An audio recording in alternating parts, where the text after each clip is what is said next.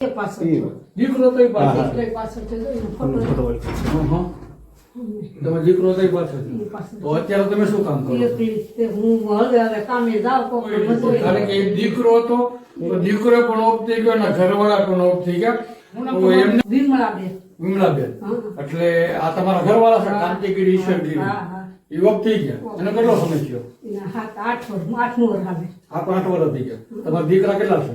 એક દીકરો તો એ પાછળ દીકરો તો પાછળ તમે દીકરો તો પાછળ તો અત્યારે તમે શું કામ કરો? હું કામે જાઉં કોક ને મજૂરી કરું છું પાકા ઘરના કામ કરું કોક બોલાવે તો તમે વાસણ બાસણ એવું સાફ કરવા છો? ખેતીમાં વહી જાવ તો ખડલું એમાં કેટલા પૈસા મળી રહે રોજને? એ તો મહિને આપે વાસણ સાફ કરવા જવાને કેટલા પૈસા મળે? ત્યાં તો ખેતી કામમાં વહી જાવ ત્યાં કેટલી દાડી મળે? 300 મળે ક્યારેક તો 200 મળે એમ જેવું કામ કરું એવું મળે એમ હોય ને ભાઈ થાય કામ એટલું રોજ મળે કે દાડી કારા કારે કરતી આ 2-4 દિવસ ઘરે જ છો. તમને વિધવા પેન્શન આવે?